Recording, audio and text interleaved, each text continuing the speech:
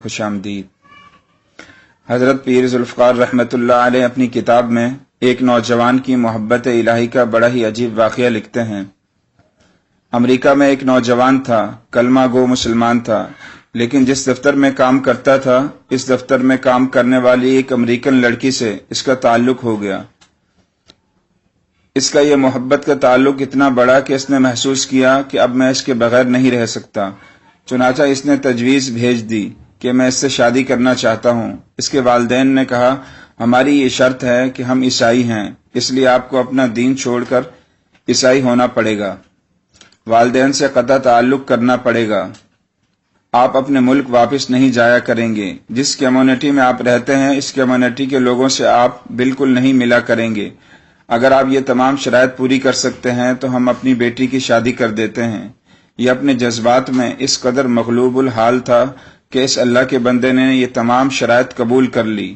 ماں باپ سے قطع تعلقی، عزیز و اقارب سے رشتہ ختم، ملک سے رشتہ ختم، جس کمیونٹی مسجد میں رہتا تھا وہاں آتا جاتا تھا وہاں سے رشتہ ختم، حتیٰ کہ اپنا مذہب چھوڑ کر عیسائی بن گیا اور عیسائیوں کے ماحول میں زندگی گزارنے لگ گیا۔ پھر اس نے اس لڑکی سے شادی کر لی۔ مسلمان بڑے پریشان، کبھی کبھی وہ اس کو تلاش کرنے کی کوشش کرتے مگر وہ ان سے ملنے سے کترایا کرتا تھا، کہیں پبلک میں مل جائے تو کنارہ کشی اختیار کرتا تھا۔ لوگ بالآخر تھک گئے، کسی نے کہا کہ اس کے دل پر مہر لگ گئی، کسی نے کہا مرتد ہو گیا، کسی نے کہا اس نے جہنم خرید لی، کسی نے کہا اس نے بڑا مہنگا سودا کیا۔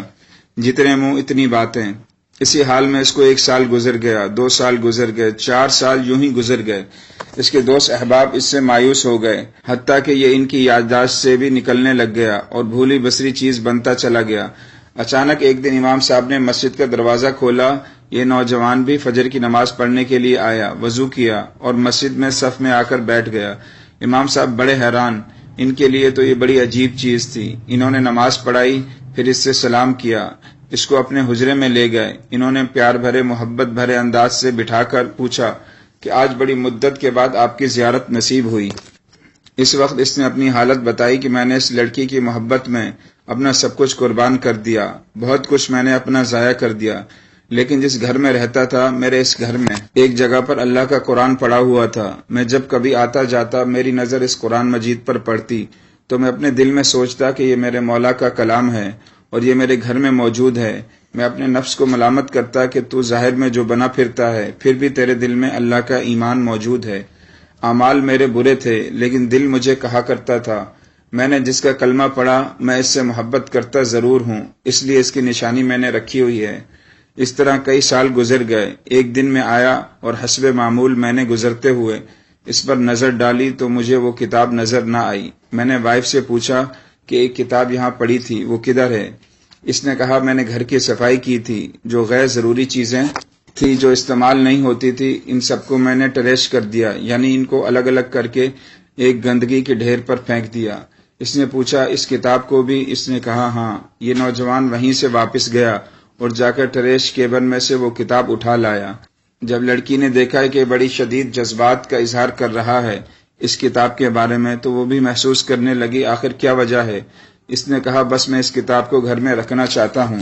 جب اس لڑکی نے کتاب کو دیکھا کہ عربی ہے تو اس نے سوچا کہ اس کا اس سے کوئی نہ کوئی تعلق ہے۔ وہ کہنے لگی دیکھو یا تو اس گھر میں یہ کتاب رہے گی یا پھر میں رہوں گی، تمہیں آج یہ فیصلہ کرنا ہے۔ جب اس لڑکی نے کہا تو میں نے اپنے دل سے پوچھا کہ تو نے نفس کی خواہشات کی تکمیل کے لیے وہ کچھ کر لیا جو تجھے نہیں کرنا چاہیے تھا۔ آج تیرا رشتہ پروردگار سے ہمیشہ کے لیے ٹوٹ جائے گا۔ اب تو فیصلہ کر لے تو اس لڑکی کو چاہتا ہے یا پھر اپنے پروردگار کو چاہتا ہے۔ جب میں نے اپنے دل میں سوچا تو دل نے آواز دی کہ نہیں، میں اپنے مولا سے کبھی نہیں کٹنا چاہتا ہوں۔ میں نے اس لڑکی کو طلاق دے دی۔ اب میں نے دوبارہ کلمہ پڑھا اور ہمیشہ کے لیے پکا مسلمان بن گیا ہوں۔ تو اتنا غافل مسلمان ہو کر بھی دل میں اللہ رب العزت کی محبت کا بیج موجود ہوتا ہے، لہٰذا ہمیں کسی کو فسق و فجور میں مبتلا دیکھ کر حقیر نہ سمجھنا چاہیے۔ کیا خبر اس کے دل میں محبت الہی کا جو بیج اور چنگاری چھپی ہے اسے یک لخت کہاں سے کہاں تک پہنچا دے۔ بے شک، سبحان اللہ۔